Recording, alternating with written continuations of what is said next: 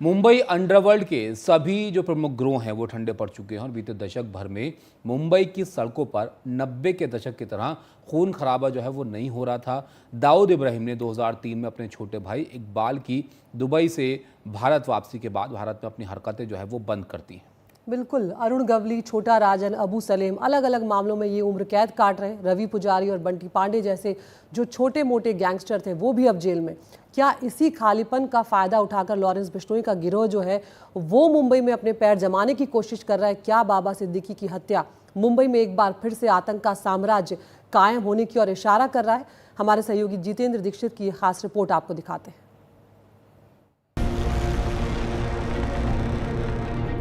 बाबा सिद्दीकी की हत्या से दहशत में आई मुंबई एक बड़े डर का भी सामना कर रही है कि क्या अंडरवर्ल्ड फिर मुंबई पर कब्जे की कोशिश कर रहा है। वैसे तकरीबन 10 बरसों से मुंबई में शांति है। मुंबई में आखिरी बार डी कंपनी ने नवंबर 2002 में गोली चलाई थी। अरुण गावली गैंग का नाम 2008 में आखिरी बार किसी हत्या से जुड़ा। 2011 में पत्रकार जेडे की हत्या को छोटा राजन गैंग की आखिरी बड़ी वारदात माना जाता है। अश्विन नायक बिल्डर का काम शुरू कर चुका है। अबू सलेम की गिरफ्तारी के बाद उसका गैंग भी खत्म हो गया है। गिरोहों के ज्यादातर लोग मारे जा चुके हैं और सरगना जेल में है, लेकिन कुछ लोगों को लग रहा है कि उत्तर भारत से जुड़े लॉरेंस बिश्नोई जैसे गैंग खाली जगह का फायदा उठाने की कोशिश कर रहे हैं। एक मोडस ऑपरेंडी गैंगस्टर्स लोगों का कि फियर साइकी जिसको बोलते हैं, डर पैदा करो, तभी जाके विक्टिम्स डरेंगे और उनको जो चाहिए वैसा करेंगे। तो ये इस इंसिडेंट के बाद ये गैंगस्टर ने डेफिनेटली मुंबई में अपना एक अलग नाम बना दिया है। बाबा सिद्दीकी की हत्या के बाद यह खतरा पैदा हो रहा है कि मुंबई 1990 के खौफनाक दिनों की तरफ तो नहीं लौट रही, जब सड़कों पर हिंसा आम थी। उस वक्त न सिर्फ गैंग वॉर होते थे, बल्कि गैंगस्टर फिरौती देने से मना कर देने वाले बार मालिकों, बिल्डरों, फिल्म प्रोड्यूसर्स और दूसरे व्यापारियों को निशाना बनाते थे। हाल ये था कि हर साल इस तरह की वारदातों में 100 से ज्यादा लोग मारे जाते थे। हद तो तब हो गई थी जब एक कारोबारी की हत्या पुलिस कमिश्नर के दफ्तर के बाहर ही कर दी गई। पुलिस ने इस आतंक का सामना करने के लिए कई सख्त कदम उठाए, जिसमें कि एनकाउंटर्स की विवादित नीति भी शामिल थी। 90 के दशक के आखिरी सालों में करीब 500 गैंगस्टर्स पुलिस की गोलियों का निशाना बने और हजारों गैंगस्टर्स को महाराष्ट्र संगठित अपराध नियंत्रण कानून के तहत गिरफ्तार कर लिया गया। इन तमाम कार्रवाई की वजह से 21वीं सदी की पहली दहाई तक मुंबई अंडरवर्ल्ड की कमर लगभग टूट गई। बाबा सिद्दीकी की हत्या की शुरुआती जांच में संकेत मिले हैं कि लॉरेंस बिश्नोई गैंग इसके पीछे हो सकता है। हालांकि यह अभी साबित नहीं हुआ है कि जेल में बंद लॉरेंस बिश्नोई ने इस हत्या का आदेश दिया था, लेकिन यह सच है कि अभिनेता सलमान खान उसकी हिट लिस्ट में थे। लॉरेंस बिश्नोई गैंग ने सलमान खान को मारने की 2 बार कोशिश की। उनके बांद्रा के घर पर गोली चलाई ताकि उन्हें डराया जा सके। ऐसा लगता है कि बिश्नोई ने अंडरवर्ल्ड के पुराने फॉर्मूले को अपनाया है कि अगर अपने दुश्मन को खत्म नहीं कर सकते तो उसके दोस्त या फिर सपोर्ट सिस्टम को खत्म कर दो। बाबा सिद्दीकी सलमान खान के केवल दोस्त ही नहीं थे, बल्कि सलमान के सपोर्ट सिस्टम का हिस्सा थे।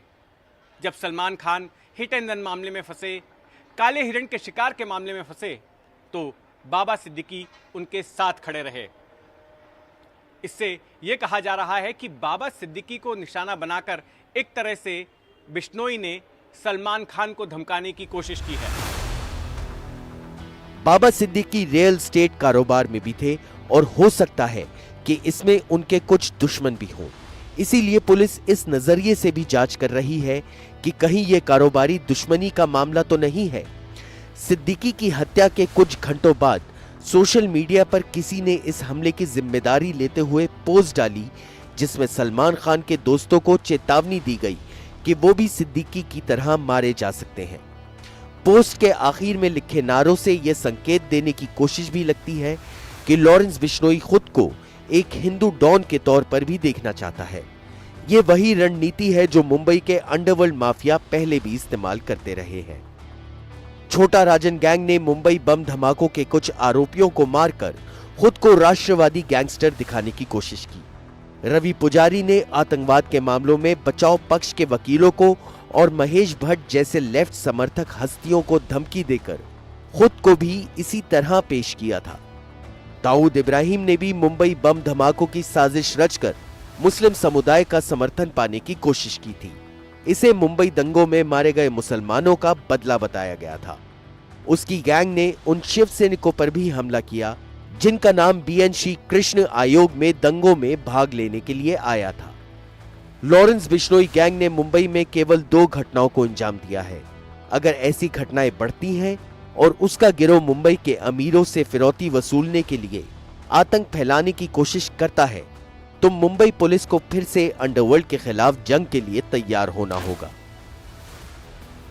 एक इंसिडेंट या एक क्राइम में जो गैंगस्टर्स है उनको किसी और क्राइम में वो इस्तेमाल नहीं कर रहा है, जिसकी वजह से ट्रैकिंग द क्रिमिनल जो बोलता है वो थोड़ा सा डिफिकल्ट हो रहा है।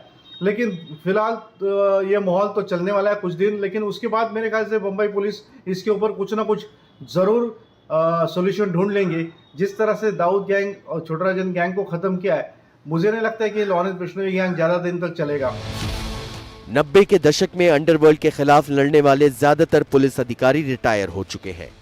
मुंबई पुलिस के नए अधिकारी संगठित अपराधों से निपटने का उतना अनुभव नहीं रखते हैं और सूबे के बाहर से आए इन गैंगस्टरों का मुखबिरों का नेटवर्क तैयार करना भी आसान काम नहीं होगा। मुंबई से जितेंद्र दीक्षित की रिपोर्ट, एनडीटीवी इंडिया।